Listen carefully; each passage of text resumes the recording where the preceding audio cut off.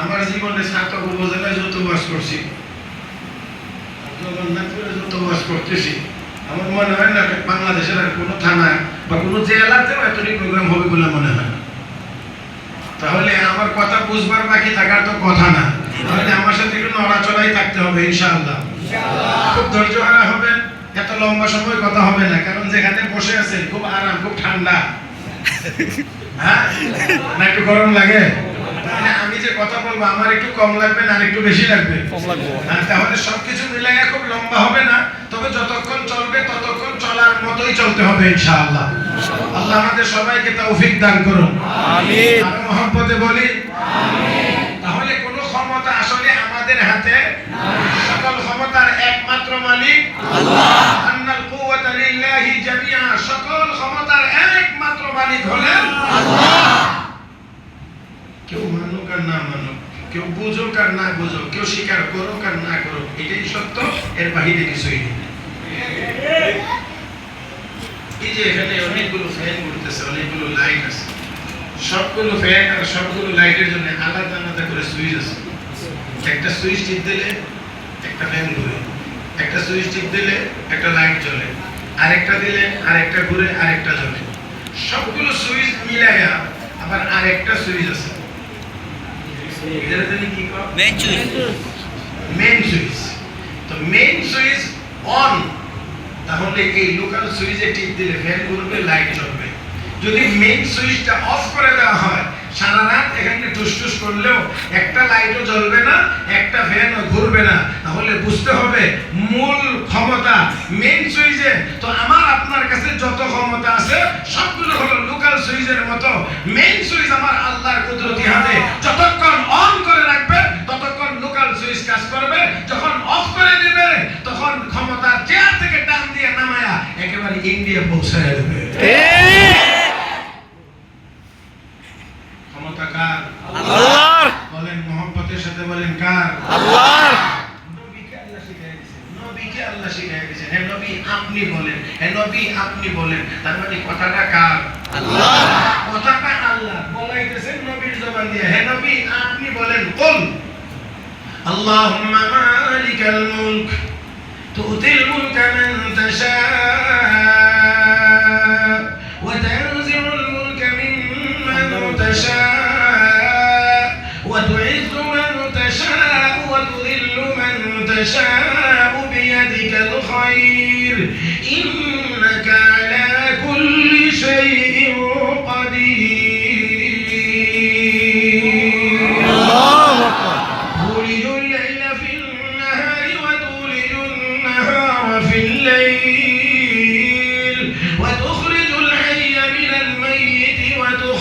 الميت من الحي وترزق من تشاء بغير حساب। আল্লাহ বলেন হে নবী আপনি বলুন আল্লাহুম্মা মালিকাল মুলক, হে রাজত্বের মালিক আল্লাহ। কে কে রাজত্বের মালিক? কে? আল্লাহ। তুতিল মুলকা মান তাশা, তুমি যাকে চাও দাও, ওয়া তানজিউল মুলকা মিম্মান তাশা, আবার যার কাছ থেকে চাও তুমি চিনিয়ে নিয়ে যাও, কেড়ে নিয়ে যাও। ওয়া তুইজ্জু মান তাশা, তুমি যাকে চাও ইজ্জত দান করো। ওয়া তুযিল্লু মান তাশা, আবার তুমি যাকে চাও অপমান করো। তাহলে ইজ্জত কে দেন? আল্লাহ। আবার সময় মতো যদি ইজ্জতের কদর না হয়, শুকরিয়া যদি না হয়, নম্রতা যদি না আসে, তাওয়াজু যদি না হয়, তাহলে আবার অপমান করে দেওয়ার ক্ষমতাও আমার আল্লাহ আছে। আমার অন্য কথা আসলে বলার উদ্দেশ্য না, উদ্দেশ্য হলো যে আসলে আমাদের হাতে কিছুই নেই। আমি আমার হাত নাড়াচাড়া করছি, এটাও তো আল্লাহর দেওয়া ক্ষমতা বলে, ঠিক না? আমি আমার জবান নাড়ায় কথা বলছি, এটাও আমার ক্ষমতা বলে না, কার দেওয়া ক্ষমতা বলে? তাহলে আমরা আসলে কিছুই নেই, আমাদের হাতে কিছুই নাই, কিছুই নাই, কিছুই নাই। যা আছে সব কার দেওয়া? তাহলে এবারে আসেন, তাহলে আমাদের যেহেতু কিছুই নাই, আমরা যেহেতু কিছুই করতে পারবো না, তাহলে অবশ্যই কিছু যদি করাইতে হয় তাহলে মহাশক্তির সাথে আমাদের সম্পর্ক হওয়া লাগবে। একটু আওয়াজ করে বলবেন সেই মহাশক্তিমান কে? যোগাযোগটা, সম্পর্কটা ওইখানে থাকতে হবে, ওইখানে রাখতে হবে। এই জন্য ওই মহাশক্তিওয়ালা, মহাকুদরতওয়ালা আমার আপনার রব, আমার আপনার আল্লাহ তিনি বলেন, বান্দা তোর কাছে যেহেতু কিছু নাই, তোর যেহেতু কোনো ক্ষমতা নাই, তুই কিছুই করতে পারবে না। আমার যদি মেইন সুইচ অন না থাকে, আমি যদি না করে দেই, তাহলে তোর লুকান সুইচ কোনো কাজ করবে না। সেই জন্য আমি তোদেরকে বলছি, উদউনি, আমাকে ডাক। যে কোনো সমস্যা আমাকে ডাক, আমার কাছে চা, তাহলে আমি দিলে বাধা দেওয়ার ক্ষমতা নাই। ধরেন না, আমি দিলে বাধা দেওয়ার ক্ষমতা নাই, নাই, নাই, কাহারও নাই। বাধা দিয়ে রাখতে পারবে না, আটকাইতে পারবে না। আর আমি যদি আটকাইয়া দেই, কেউ ছুটাইতেও। এজন্য আল্লাহ রাব্বুল আলামিন আমার তিলাওয়াত কি আয়াতে বলেন, ওয়াকালা রাব্বুকুম, তোমাদের রব বলেছেন। আমাদের রব কে? আল্লাহ। রব বলেছেন মানে কে বলেছেন? আল্লাহ। আমাদের রব বলেছেন, আলহামদুলিল্লাহি রাব্বিল আলামিন।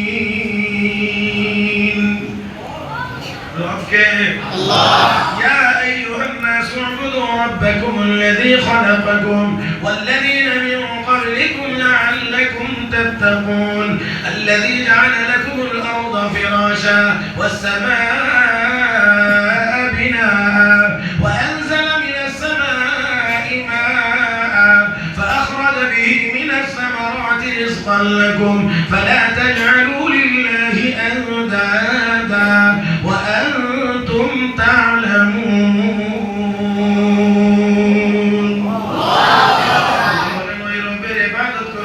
তোমাদেরকে বানাইছেন, কে বানাইছেন? আমাদেরকে। আমাদের পূর্বপুরুষদেরকে ও বানাইছেন, আমাদের আব্বা, আমাদের দাদা, পূর্বের মানুষগুলোকে কে বানিয়েছিলেন?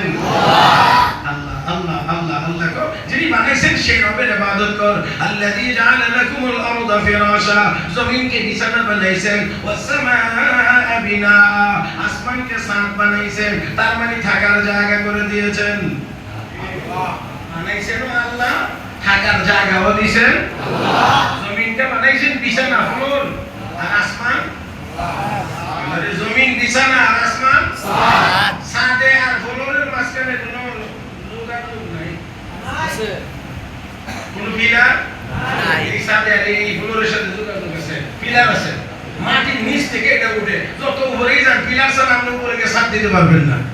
কথা বলেন, যোগাযোগ আছে না? তাইলে এখানে জমিন, জমিন আল্লাহ বিছাইছেন পানির উপর, জমিন বিছাইছেন পানির উপরে, আসমান রাখছেন শূন্যে, কোন কোটি। আমরা নৌকার মধ্যে উঠলে সব মিলে যদি এক সাইডে যায়, তো নৌকার এক সাইডে যদি সবাই একসাথে যায়, তাহলে নৌকা ডুবে যাবে। তাহলে আমরা অনেক সময় যদি 2-4 জন মিলে কোনো কারণে নৌকায় নামাজ পড়তে হয়, নামাজে সেজদা দিতে গেলে ভয় লাগে। কিন্তু আমার আল্লাহ জমিনকে, এই পানির উপরে জমিনকে বিছাইছেন, যে জমিনের উপরে হাজার হাজার নয়, লক্ষ লক্ষ বিল্ডিং, 10 তলা, 20 তলা, 50 তলা, 100 তলা, 180 তলা ভবন পর্যন্ত এই পৃথিবীতে আছে, যেগুলো জমিনের উপরে দাঁড়িয়ে আছে, জমিনের উপরে দাঁড়িয়ে আছে, আর জমিন পানির উপরে আছে। ব্যবস্থাপনা কার? আল্লাহ। বলতে কোনো দ্বিধা আছে নাকি? ব্যবস্থাপনা কার? আল্লাহ। তাহলে দেখেন, এই জমিন আল্লাহ পানির উপরে রাখছেন, আর আসমান পিলার ছাড়া। রব্বে কারীম সেজন্য ১,৫০০ বছর আগেই কোরআন নাযিল করে দুনিয়াতে অনাগত যত বিজ্ঞানী আসবে, যত যারা এখনো আসে নাই, এসেছে, আরো যারা আসবে, সবাইকে আল্লাহ কয় খালাকাস সামাওয়াতি বিগাইরি আমাদিন তারাউনাহা। এই দুনিয়ার বিজ্ঞানীরা, কারণ আমার নবীর উম্মতের ভিতরে যে এত বড় বড় বিজ্ঞানী জন্ম হবে, বিমান তৈরি করবে, কম্পিউটার তৈরি করবে, এরপরে স্যাটেলাইট তৈরি করবে, এই রকম বিজ্ঞানী যে আসবে, এটা কি এই বিজ্ঞানীদেরকে কে পাঠাইবেন দুনিয়াতে? আল্লাহ।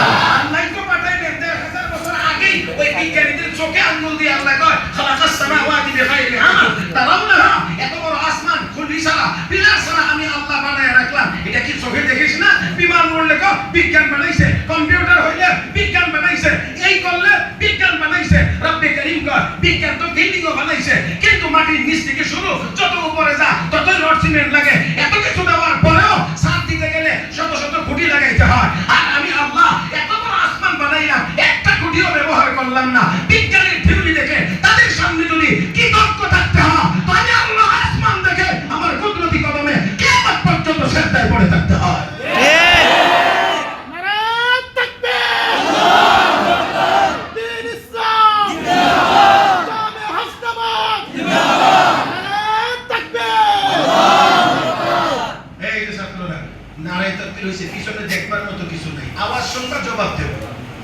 এখানে ঘুরে দেখার মতো কিছুই নাই। কে নারায়ে তাকবীর বলছে? এখানে এই কাজ করার সময় নেই। একটা সেকেন্ড সময় নষ্ট করা যাবে না, কারণ আমি বয়ানের ভিতরে এই দিক থেকে যথেষ্ট কেয়ারফুল। সবাই অবগতির জন্য বলছি, দোয়ার জন্য বলছি। বয়ানের ভিতরে আমি আধা কাপ চাও খাই না। আমি সময়টাকে সর্বোচ্চ কাজে লাগাইতে চাই। কাজে একবার তাকবীর হবে, আর সবাই যদি মাথা ঘুরে ওই দিকে তাকানো হয়, তো এই মাথা ঘুরে আবার জায়গায় এসে মনোযোগ ঠিক হইতে হইতে আবার নতুন করে স্টার্ট করতে হবে। এটা করা যাবে না। আমি ছোট যারা ছাত্র তাদেরকে বলছি, একেবারেই শুধু আমার দিক। আল্লাহ পাক সবাইকে তৌফিক দান করুন। আমিন। আল্লাহ পাক সবাইকে তৌফিক দান করুন। আমিন। বিজ্ঞানের আবিষ্কার দেখে যদি কয় বিজ্ঞান আমাদের উপরে, বিজ্ঞানের অনেক অবদান, বিজ্ঞান আমাদের উপরে এই করেছে ওই করেছে, তাহলে এই যদি হয়, তাহলে আমার আল্লাহর আসমান দেখে তো আমরা যে একবার সেজদায় করব কি আমাদের আগে তো মাথা উঠানোরই সুযোগ নেই। যাই হোক, আসল বলছিলাম, বানাইছেন আল্লাহ, থাকার জায়গা দিয়েছেন আল্লাহ, খানির ব্যবস্থা করেন কে? আল্লাহ। সন্দেহ আছে? হ্যাঁ, আল্লাহ কো আনজালা মিনাস সামাই মাআ, আসমান থেকে বৃষ্টি আমি আল্লাহ নাযিল করি। জমিনকে উর্বর করি, যেই জমিনের বৈশিষ্ট্য হলো যে কোনো জিনিস পাইলে খায় না। জমিনের বৈশিষ্ট্য যে কোনো জিনিস দিবে, খাওয়ার চেষ্টা করবে, খেয়ে ফেলবে, না হলে খাওয়ার চেষ্টা করবে। কিন্তু আমি আর আপনি যে বীজ মাটির ভিতরে ফেলাই, মাটির নিচে রাখি, অথবা মাটির উপরে ফেলে দেই, ধান ছিটাইয়া দেই, আলু মাটির নিচে দেই, আরো অন্যান্য জিনিস, লাউয়ের বেশি, পুরির বেশি মাটির নিচে দেই, কিন্তু মাটি খায় না। ইন্নাল্লাহা ফালিকুল হাব্বি ওয়ান নাওয়া, আল্লাহ ওই জমিনের ভিতরে এই বীজটা থেকে আবার চারা গজায় দেয়, যেটা বড় হয় এখান থেকে আবার এই এক দুইটা দুই চারটা উড়ির বীজ মাটির নিচে দিলে এখান থেকে যে গাছ হয়, এখানে শত শত হাজার হাজার উড়ি হয়। উড়ি একেবারে সিলেটি ভাষায় বললাম আর কি, তাই না? তো দেখেন, এই কদু, এই লাউ, এইভাবে করে আল্লাহ আমার আপনার রিজিকের ব্যবস্থা করেছেন। কে করেন? ব্যবস্থাপনাটা কার? আল্লাহ। বানাইলেন আল্লাহ, বানাইলেন আল্লাহ, থাকার জায়গা করে দিলেন আল্লাহ, খানির ব্যবস্থাও করলেন আল্লাহ। গোলামি চলবে কার? আল্লাহ। আল্লাহ কো বান্দা, তুই হইবার ক্ষমতাও নাই, তুই যে নিজে নিজে হবে এই ক্ষমতাও নাই, আসমান জমিন বানাইবার ক্ষমতা তোর নাই। মাটির নিচে লাউয়ের বেশি দিলে মাটি খেয়ে ফেলার কথা, এখান থেকে চারা গজানোর মতো ক্ষমতা বান্দা তোর নাই, এটা আমার ক্ষমতা। তো আমি আমার ক্ষমতায় করে বানাইলাম, সুন্দর করে বানাইলাম, থাকবার জায়গা আমার ক্ষমতা বলে দিলাম, আমার ক্ষমতা দিয়ে তোর জন্য ফসল ফলাইয়া রিজিকের ব্যবস্থা আমি আল্লাহ করলাম। বান্দা, তোর কাজ হলো তুই তোর অসহায়ত্ব প্রকাশ করে আমার সামনে মাথা নত করবে, আমার সামনে হাত তুলে বলবে, আল্লাহ আমার কোনো ক্ষমতা নাই, সব ক্ষমতা তোমার। যদি বান্দা এমন করে করতে পারিস, তাহলে সমুদ্রের মাছ তোর কথা শুনবে, পানি তোর কথা শুনবে, জঙ্গলের বাঘ তোর কথা শুনবে, বিষাক্ত সাপ তোর কথা শুনবে, এমনকি চলমান বাতাস তোর কথা শুনতে বাধ্য। বলছিলেন ইয়া সারিয়াতুল জওয়াব, আমার ঘটনা বলা উদ্দেশ্য না, ঘড়ির কাঁটা আমার সবসময় আগে থাকে, আমি এর ওভারটেক করতে পারি না। সবসময় ঘড়ির কাঁটা আমাকে ওভারটেক করে, আমি কোনো সময় পারি না। সেই জন্য আমি লম্বা করে বলবো না। হযরত ওমর মসজিদে নববীর মিম্বরে দাঁড়িয়ে বলেছিলেন ইয়া সারিয়াতুল জওয়াব, আওয়াজ চলে গেছে 1000 মাইল দূরে, 1000 মাইল দূরে। নবীর নামে চিঠি লিখলেন, নীল না, তুই যদি আল্লাহর হুকুমে চলস, তাহলে আমার চিঠি পাওয়ার পরে যেন তোর মধ্যে পানি আসে। আর তুই নদী যদি আল্লাহর হুকুম মানস না, তাহলে তোর মতো নাফরমান নদীর পানিও আমার দরকার নেই। চিঠির ভাষাটা খুব নরম, আমরা বুঝেন না। ওই নদী, তুই যদি আল্লাহর হুকুম মানস, আমি চিঠি পাঠাইলাম, আমার চিঠি পাওয়ার পরে তোর মধ্যে যেন পানি আসে, যেন জোয়ার আসে। আর যদি আল্লাহর হুকুম মানিস না, তোর মতো নাফরমান নদীর হলেন কোনো দরকার নাই, দরকার নাই। নদীরে তোর হলের দরকার নাই। আর আমরা একজন ইহুদিরেও কইতে পারি না তোর সাহায্যের দরকার নেই। এই যাতে ঠিক দিয়া ইসরায়েলের বিরুদ্ধে কিছু করা যাবে না।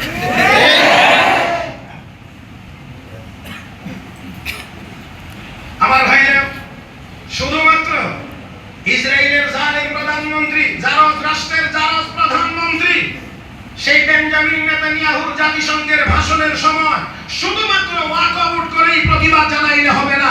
58টি মুসলিম দেশ থেকে একযোগে ঘোষণা দিতে হবে, আরেকজন নিরীহ ফিলিস্তিনের উপরে যদি গুলি চলে, 58টি মুসলিম দেশ ঐক্যবদ্ধভাবে ফিলিস্তিনের উপরে হামলা চালাবে।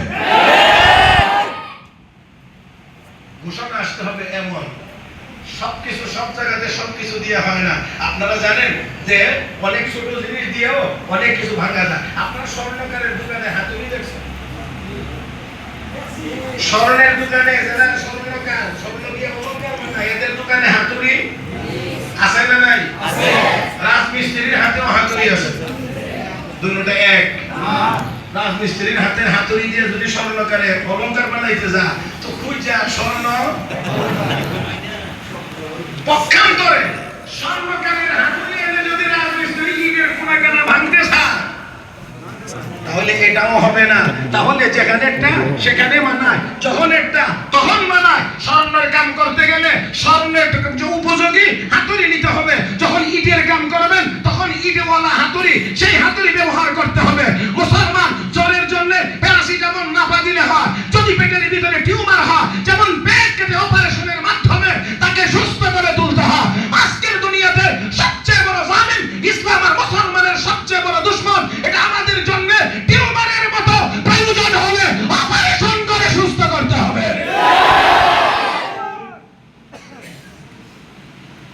মুহতারাম হাজরিন,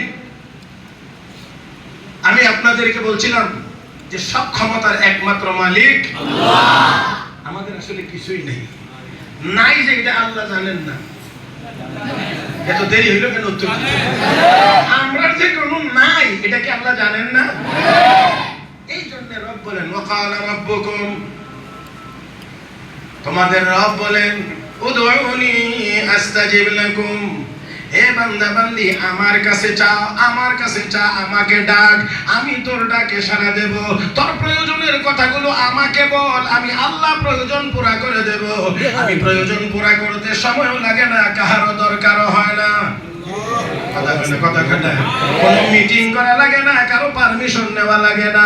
আমি বললেই হয়, আমি ইচ্ছা করলেই হয়, মুখেও বলা লাগে না।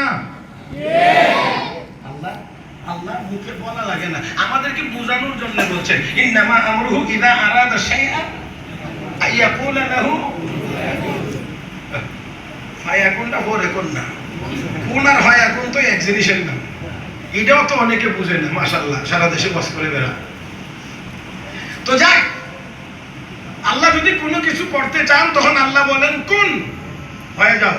মুফাসসিরিনে কেরাম লেখেন আসলে এটা আমাদেরকে বোঝানোর জন্য বলা হয়েছে যে আল্লাহ কিছু করতে চাইলে আল্লাহ শুধু বলেন হয়ে যাও, তখন আমরা এটা হইতে হবে। এটা আমরা যেমনি বুঝি বোঝানোর জন্য, না হইলে আল্লাহ কোনেরও মুখাপেক্ষী না। আল্লাহ কোন বলারও মুখাপেক্ষী না, আল্লাহ ইচ্ছা করলেই হয়ে যায়। এখানে বলার কোনো দরকার পড়ে না, বলাটা হলো আমাদেরকে বোঝানোর জন্য শুধুমাত্র। ও মুসলমান, তাহলে আল্লাহ রাব্বুল আলামিন সাহায্য করলে, আল্লাহর কাছে চাইলে আল্লাহ দিতে কারো পরামর্শও লাগে না, কাউকে বলতেও হয় না, আল্লাহ ইচ্ছা করলেই। আল্লাহ বলেন আমাকে ডাকো। দোয়া শব্দের অর্থ কি? ডাকা, আহ্বান করা।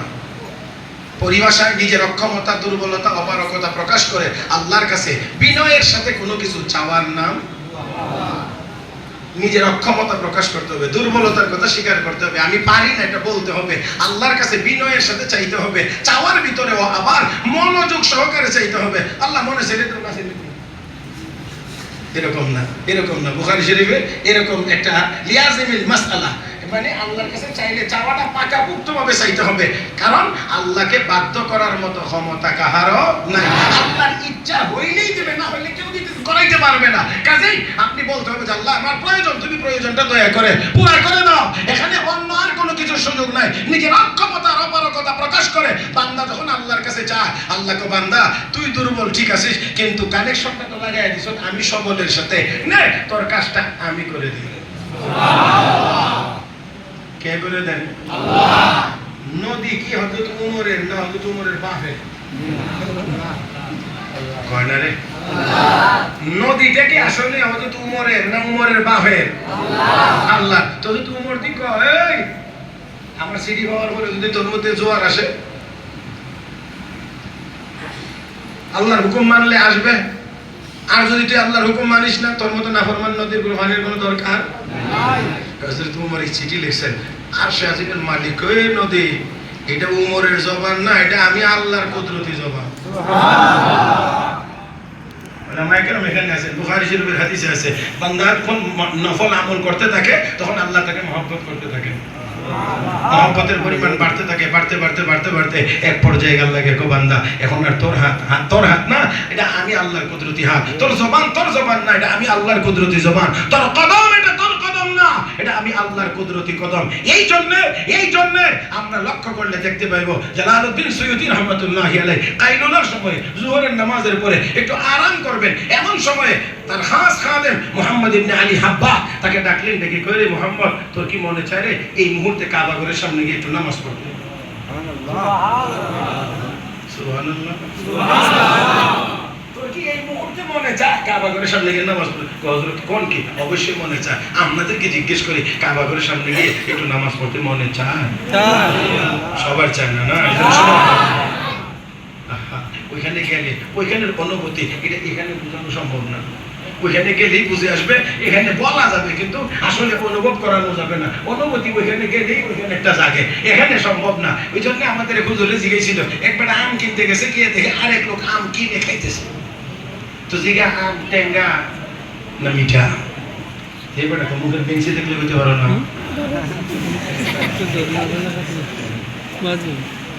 আমার মুখে বেঞ্চি দেখলে বলতে পারো না আম টেঙ্গা না মিঠা? এটা যেমন বোঝা ওই খায়া বুঝতে হয়, ঠিক তেমনি ভাবে কাবা ঘরের সামনে গেলে কি মজা এটা গিয়েই বুঝতে হয়। এটা বাংলাদেশ থেকে কাবা চত্বরের জিনিস, মাতাফে বসার মজা, কাবা দেখার মজা, এটা এখান থেকে বোঝানো যাবে না। মুহাম্মদ ইবনে আলী হাব্বাস এখন এই মুহূর্তে তোর মনে চায় কাবা ঘরের সামনে গিয়ে নামাজ পড়তে? জি হযরত মনে চায়। ওযু করে রেডি হও। আমি রেডি হইলাম। হযরত নিজেও রেডি হইলেন, এবার উঠলেন, দাঁড়াইলেন, আমাকে পিছনে দাঁড় করাইলেন, বললেন আমার গায়ে হাত দে, ধর দিলাম, ধরছি, চোখ বন্ধ কর, বন্ধ করলাম। আমি আবার নির্দেশ না দেওয়া পর্যন্ত চোখ খুলতে পারবে না। ঠিক আছে খুলতে পারবো না, খুললাম না। তিনি বলেন 14টা কদম দেওয়ার পরে বললেন চোখ খোল। খোলার পরে দেখলাম উস্তাদ শাগির্দ দুজন কাবার সামনে হাজির হয়ে গেছে। এটা দুনিয়ার কোন বৈজ্ঞানিক যন্ত্র দিয়ে যদি মাপতে যান, বিশ্লেষণ করতে যান, ধরা পড়বে না, এটা মাপতেও পারবেন না। এই জন্য আমাদের অনেকে বিভ্রান্ত হন আর বলেন এটা কেমনে, এটা কেমনে, এটা মালিকের জিগান, তুই নিজে এমনি করছেন, হ্যাঁ নে।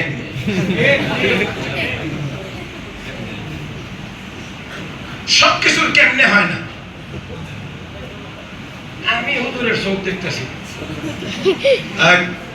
আসার কেসে হুজুরের চোখ দেখতেছি, আমি যে দেখতেছি, আমার দেখা তো ঠিক আছে দেখতেছি, কিন্তু একজন চক্ষু বিশেষজ্ঞ উনি যদি চোখের দিকে তাকান তাহলে উনার দেখা আর আমার দেখা জীবনেও এক হবে না।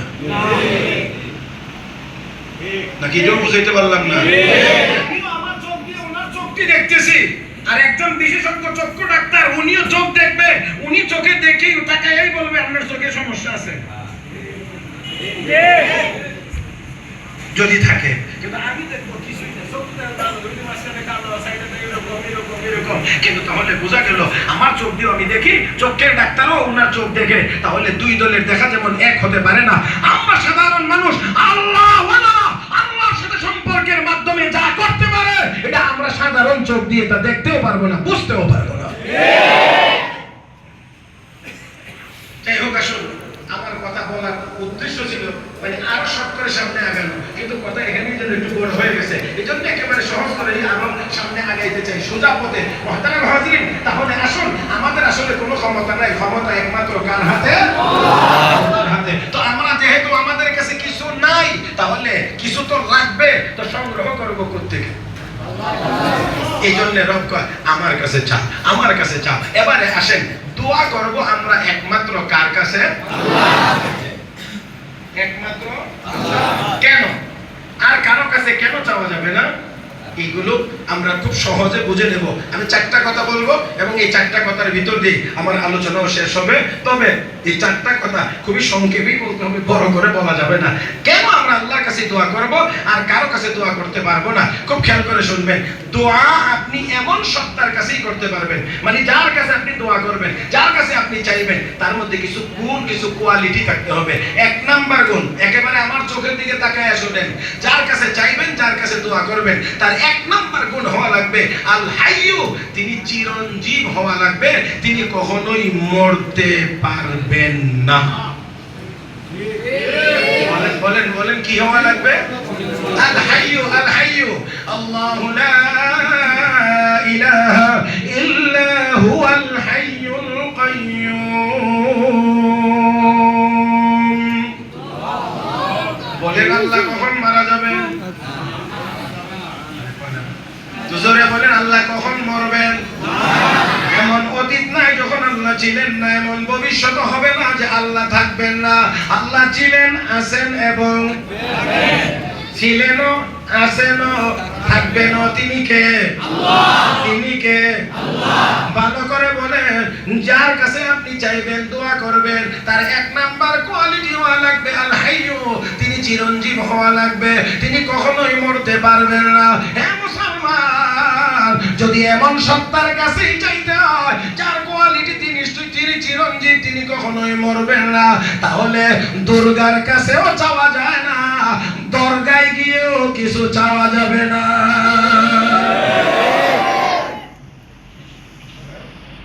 দুর্গার কাছেও চাওয়া যাবে না, দরগায় গিয়েও চাওয়া যাবে না। ব্যাখ্যা করার সুযোগ কম, কারণ দুর্গা কখনোই জিন্দা না, জিন্দা হবেও না। আমওয়াতুন গায়রু আহইয়া, আল্লাহ কয় সবগুলো মুর্দা, একটাও জিন্দা না। যদি জিন্দা হইতই তাহলে ৮-৯ দিন ১০ দিন পূজা করে নদীতে নিয়ে এইভাবে বাইরে ভাইয়া ডুবাইতে পারতো না। অন্তত একবার হইলেও বলতো, এতদিন না আমার পূজা করলে এখন আমারে মারিস কেন?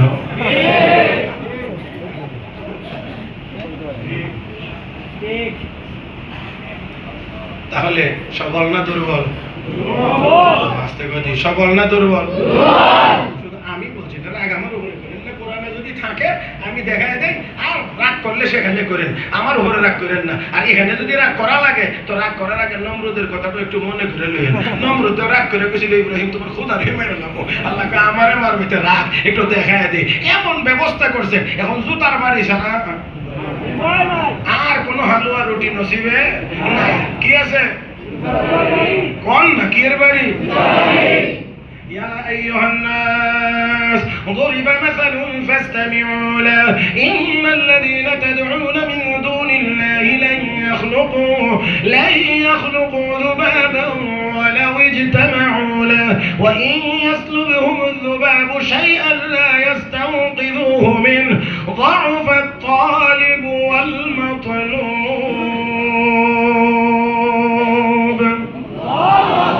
আমাকে বাদ দিয়ে যত দেবদেবীর পূজা করা হয় সবগুলোকে যদি বলা হয় একটা মাসি বানাও, মাসি বানাইতে পারবে না, কখনোই পারবে না। যদি বলা হয় মাসি তোমার সামনের খাবারটা যে হাইজেক করে নিয়ে যেতে গেছে, পূজারীরা মূর্তির সামনে নিয়ে খাবার দেয়, এটা কি মাসি খা? তো এতগুলো হাত থাকার পরেও একবার একটু সরাইতে পারে, আমার খানি খাস কেন?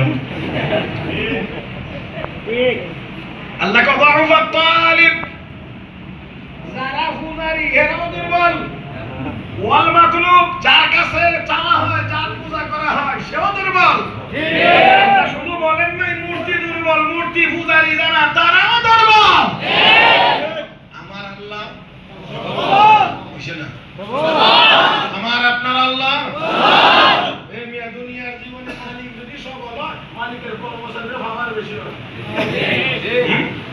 আরে বাবা, বড় মহাজনের ঘরে যদি কেউ চাকরি করে, এও বাজারে হাঁটে একটু।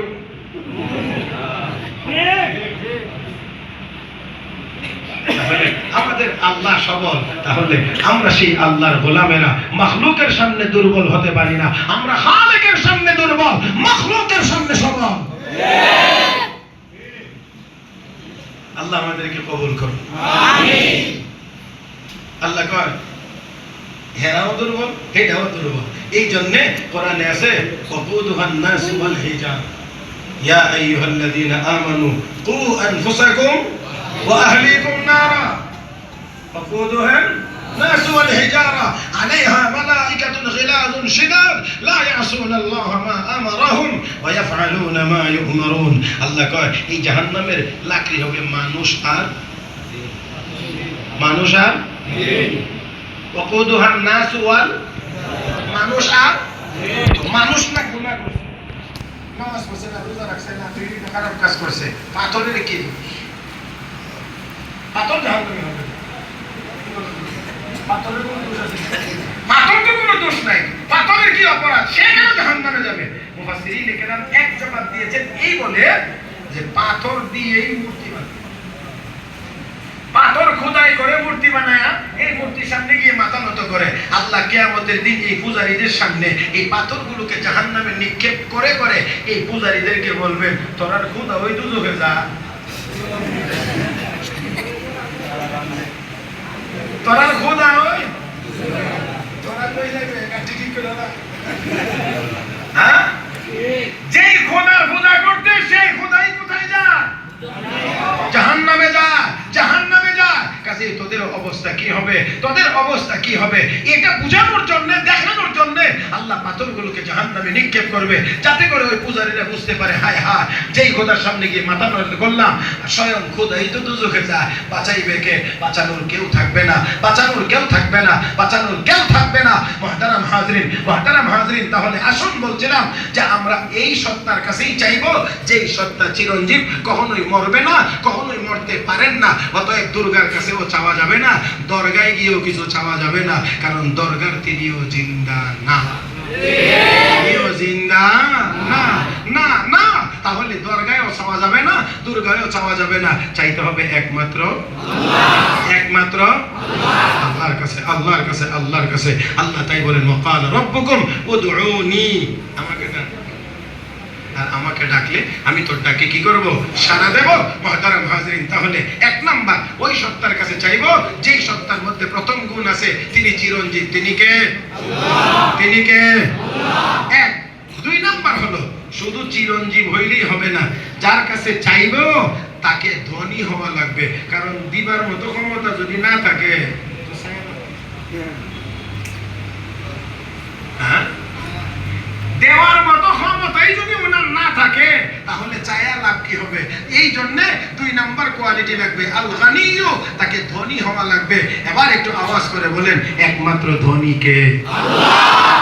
ইয়া আইয়ুহান নাস আনতুমুল ফুকারাউ ইলাল্লাহ ওয়াল্লাহু হুয়াল গানিয়্যুল হামিদ।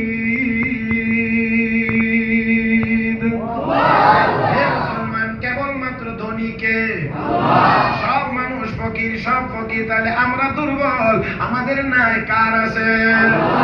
মুসলমান দুনিয়ার জীবনে আমাদের যে ধন সম্পদ, এটা দুনিয়ার একজনের আরেকজনের তুলনায় ওনার কম আছে, ওনার বেশি আছে, ওনার কম আছে, ওনার বেশি আছে। এটা হলো দুনিয়ার বিষয়, আপেক্ষিক, একজনের চাইতে আরেকজনের বেশি। কিন্তু আসলে সব মাখলুক হলো ফকির, দেনেওয়ালা ধনী একমাত্র আল্লাহ। তাহলে দুই নম্বর কোয়ালিটি কি হওয়া লাগবে? এক নম্বর আল হাইয়্যু, চিরঞ্জীব হওয়া লাগবে। দুই নম্বর আল গানিয়্যু, ধনী হওয়া লাগবে। তো একমাত্র আল্লাহ ছাড়া আর কেউ ধনী চাইতে হবে আল্লাহ। নাম্বার 3, দেওয়ার অভ্যাসটা হবে।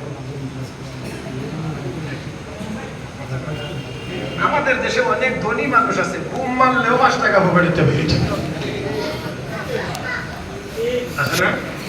তো এইরকম লোকের হাতে ধন থাকলে লাভ হবে কি? তো এমন সত্তার কাছে চাইতে হবে যার আছেও দেনও, as-সাখিয়্যু, সাখী হওয়া লাগবে, দানবীর। আমার আল্লাহর চাইতে বড় দানবীর আর কেউ হতে পারেন না। আমার আল্লাহ চাইলেই দেন, শুধু এমন না, না চাইলেও দেন। আমরা তো কিছু আল্লাহর কাছে চাই, যারা ইহুদি খ্রিস্টান তারা কি আল্লাহর কাছে চায় আল্লাহ খেত ফসল ভালো করে দিও, গাছে ফল ভালো করে দিও, এটা দিও ওইটা দিও। দেখা যায় আমরা ছায়া যা হয়, মাঝে মাঝে খেয়াল করলে দেখা যায় হেরা না ছায়া আরো। এই জন্য আমরা কিছু কিছু পাক্কা ইমানদার মুসলমান, আমাদের দেশে কিছু পাক্কা ইমানদার মুসলমান কি ওই মানুষ, আমরা তো সর্বরত হইলেও মসজিদ হয়, সারা বছর না আসলেও অন্তত সবে বরাতে হইলেও তো ঈদের নামাজ তো করি, মাঝে মাঝে জুমার নামাজও করি, মানে আল্লাহরে কিছু হইলেও ডাকি।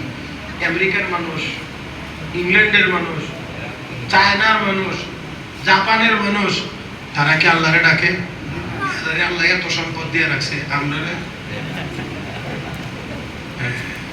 কথা বুঝেন নাই? যে বলছিলাম আমরা চাইলেও যেমন পাই আল্লাহ দেন, যারা চায় না তারাও আল্লাহ বরঞ্চ কোনো কোনো ক্ষেত্রে কম না বেশি দেয়। আপনারা কেন বেশি দেয়? বেশিটা কি কদ্দুর, এই এত বিশ্লেষণে না গিয়ে একেবারে ছোট্ট একটা উদাহরণ দিয়ে নিলে সহজে বুঝে নেবেন, তাহলে আর আমার কষ্ট করতে হবে না। আপনাদের এদিকে গাবি আসেনি? গাবি এটা কি করেন আপনারা সিলেটি ভাষা? গায়। আচ্ছা, আর বিপরীত জানে কি কর? বলো তো অপারেশনের পরে, অপারেশনের পরে গিয়ে বলো তো, এর আগে বলত কর না, এর আগে করে হ্যাঁ বিশাল সার খুব কম কোন আপনারা দেখা কোন বিশাল কোন, মাঝে মাঝে বিশালের লড়াই লাগান। যে মহতারাম হাজিরিন, তো এক লোক এই সাপ, এটা তো হইল আমাদের জাতীয় ভাষা, মানে সারা দেশে চলে। আর আপনারা যেটা বলছেন দেখা বা বিশাল, এটার এই নামে বহু নাম আছে। সিলেটে এটার নাম দেখা, আমরা ব্রাহ্মণবাড়িয়া কিছু অঞ্চলে এটার দেখা, আপনারা এটার কোন বিশাল। ব্রাহ্মণবাড়িয়ার পরে কুমিল্লার দিকে গেলে এটার নাম বেরেশ, চট্টগ্রাম গেলে এটার নাম বিরিশ।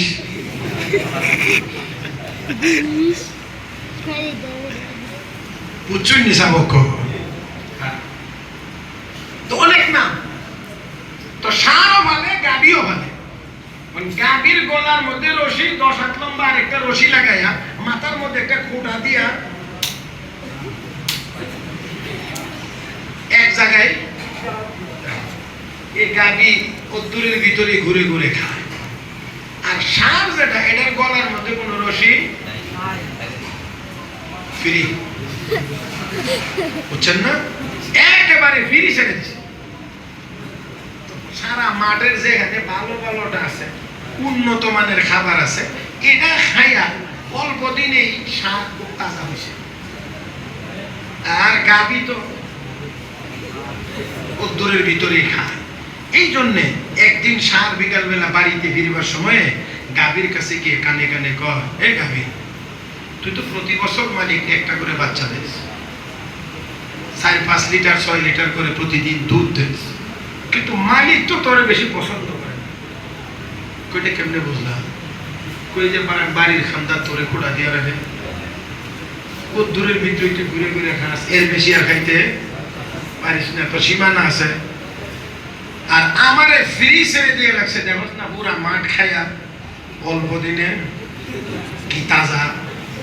এখন গাবি আস্তে করে, মহিলা তো দুর্বল, আস্তে করে উত্তর দেয়, এত বেশি বুঝছো ওখানে মালিকে আসলে আমারই বেশি পছন্দ করে, বেশি মহব্বত করে, বেশি ভালোবাসে। কেমনে? বেশি ভালোবাসে বলেই আমাকে হাওয়াইরা ছাড়ছে না, এমন একটা জায়গার মধ্যে রাখছে যেখান থেকে মালিক চাইলে জানালার ফাঁক দিয়ে তাকায় তাকায় আমারে দেখতে পারে। জানি না আর কেমনে কইলে আপনারা বুঝবেন।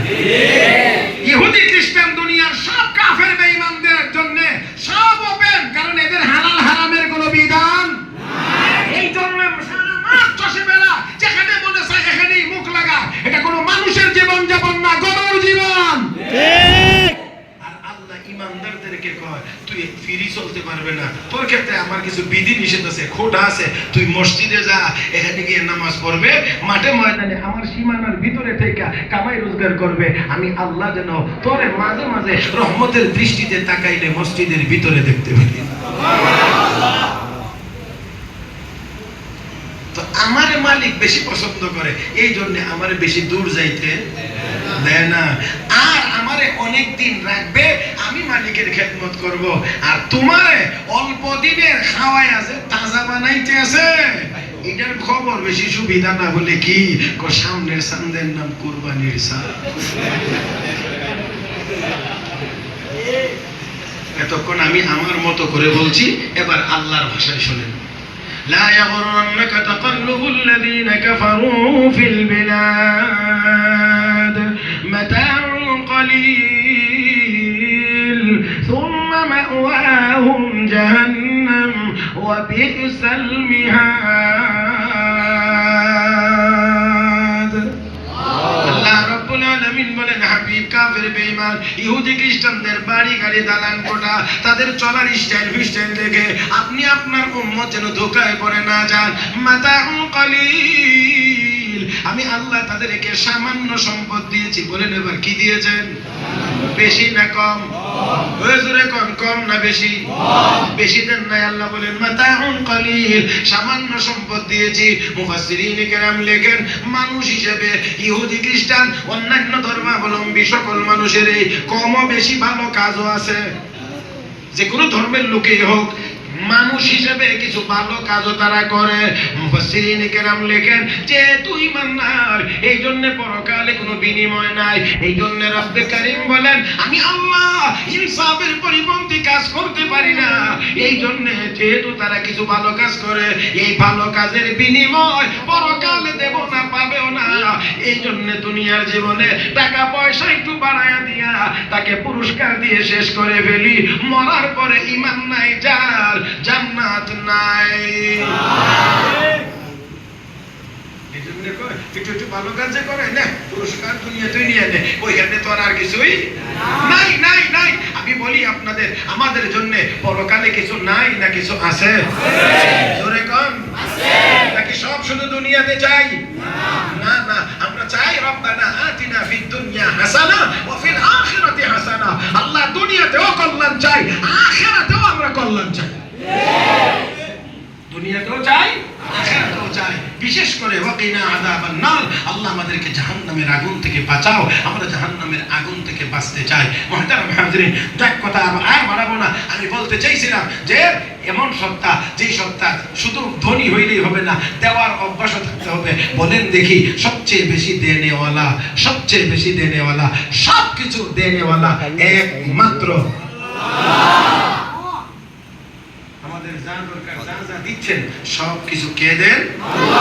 তাহলে আল্লাহর চেয়ে বড় দানবীর আর কেউ হতে পারে না। অন্য কোনো জায়গায় চাওয়াও যাবে না, দোয়া করা যাবে না, দোয়া করা যাবে না। শেষ 4 নম্বর কথা হলো, 4 নম্বর হলো, যার যেই সত্তার কাছে আমরা দোয়া করব, চাইব, সেই সত্তা যখন যেখান থেকে যে কোনো প্রাণী, যে কোনো ভাষায়, আবারও বলছি, যখন যে কোনো প্রাণী যে কোনো জায়গা থেকে যে কোনো সময় যে কোনো ভাষায় চাইবে, উনাকে শুনতেও হবে, বুঝতেও হবে।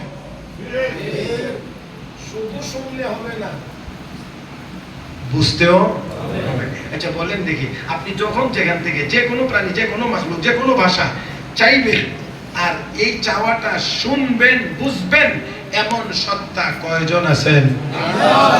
আস-সামিউ, ইন্নাহু হুয়াস সামিউল আলিম। আল্লাহ সবকিছু শুনেন। তাহলে আপনি যত নীরবে দোয়া করতে পারেন সেটাও আমার আল্লাহ শুনেন।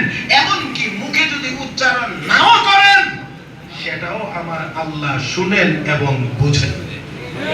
জোরে জোরে জোরে, মনে মনে মনে মনে মনে মনে নিঃশব্দে মুসা আলাইহিস সালাম মাঠে গেছেন, বৃষ্টি হয় না, দোয়া করার জন্য নামাজ পড়লেন, দোয়া শুরু করলেন। আল্লাহ কয়, মুসা, মাঠে এমন এক পাপিষ্ঠ আছে, কতক্ষণ আমিন আমিন বুঝতে থাকবো, এতক্ষণ পর্যন্ত তোমার দোয়া কবুল হবে? কয় না, দোয়া কবুল হবে না। কার দোয়া কবুল হবে না? নবীর দোয়া কবুল হবে না। নবীর দোষে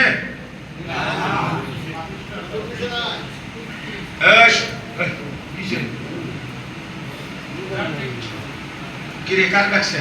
তোরে নি, যা তুইও যা, নাহলে আমারে আইব।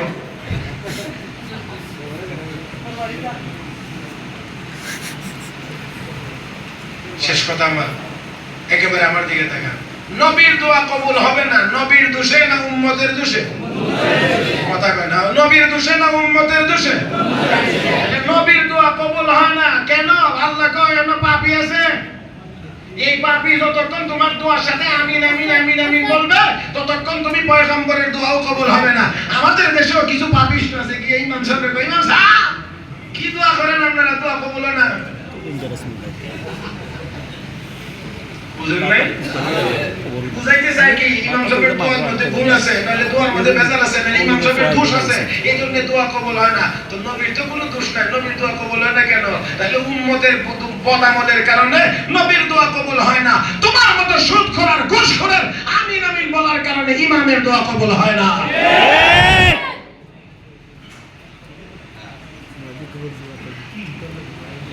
ইওয়াজ করলে আর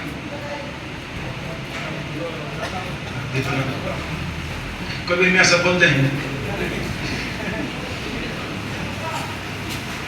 মুসা আলাইহিস সালাতু ওয়াস সালাম ঘোষণা দিলেন। মুসা আলাইহিস সালামের মেজাজ খুব নরম, গরম। আবার ভুল বুঝছেন না, আমরা গরম বললে বুঝি মনে হয় খারাপ না। তবিয়তের মধ্যে একটু গরমি ভাব আছে, গরম গরম ভাব আছে, কিন্তু এটা কোনোভাবেই অন্যায় কাজে ব্যবহার হয় না। তো দেখেন মুসা আলাইহিস সালাতু ওয়াস সালাম গরম মেজাজে হাত ছেড়ে দিয়েছে, দোয়া শেষ। পাপী কে আছো? তোমার আমিন আমিন বলার কারণে, তোমার পাপের কারণে দোয়া কবুল হচ্ছে না, ওঠো। হাসবেন না, একটু চিন্তা করেন কিছুক্ষণের জন্য আমার আপনার মধ্যে যে পাপগুলো আছে, যদি এই মজলিসে এমন একটা ঘোষণা দেওয়া হয় এইরকম পাপী কে আছেন উঠেন, তখন টের পাওয়া যাবে যে ওই লোকটার অবস্থা কেমন হয়েছিল। এখন যদি উঠে যায় তাহলে সবাই আর বলবে হে ওই, এর কারণেই দোয়া এতক্ষণ কবুল হয়েছে না। দেখেন এখন এই লোকটা কি করবে? মুসা নবী বলছেন কে আছো উঠো। এখন যেহেতু বলছেন, কারণ নাম বলেন নাই, কিছুক্ষণ পরে নামও তো বলে দিতে পারেন। যদি না উঠে কিছুক্ষণ পরে যেহেতু আছে জানতে পারছেন, তো একটু পরে তো নামও জানতে পারবেন। এখন কি করবে? নিজে হাত তুলে দোয়া করার সুযোগ নাই, ইমাম সাহেবের আইন নামও দোয়া করার কোনো সুযোগ নাই। তাহলে এখন কি করবে? শুধু মাথাটা একটু নিচে, চোখের পানি ছেড়ে দিয়ে কলবের যোগাযোগটা মালিকের আরশের সাথে লাগাইয়া দিছে। আর একটু জোরে কন্যা আল্লাহু আকবার। মুমিনের কলবের যোগাযোগ আরশের সাথে করতে বেশি সময় লাগে না। এত কম সময় আর দুনিয়ার কোন নেটওয়ার্কের সাথে যুক্ত হওয়া যায় না। আমার আল্লাহর আরশের নেটওয়ার্কের সাথে যত তাড়াতাড়ি যুক্ত হওয়া যায়, ওই বান্দা তখন শুধুমাত্রই নিচের দিকে তাকিয়ে বলে মালিক, সারা জীবন ভর আমি এত বড় গুনাহ করেছি, গুনার কাজ করেছি, আমি এত বড় গুনাহগার, তুমি তোমার সাত্তার নামের পর্দা দিয়ে ঢেকে রেখেছো, কারো সামনে প্রকাশ করবে না। আল্লাহ, আমি যদি এই মুহূর্তে এখান থেকে উঠতে যাই, লোকেরা তো আমাকে সব সময়ের জন্য চিনে ফেলবে, আমি এত বড় পাপিষ্ঠ, এত বড় গুনাহগার। ও মালিক, দয়া করে মাফ করে দাও, ওয়াদা দিলাম আর কোনোদিন গুনার কাজ আমি করব না।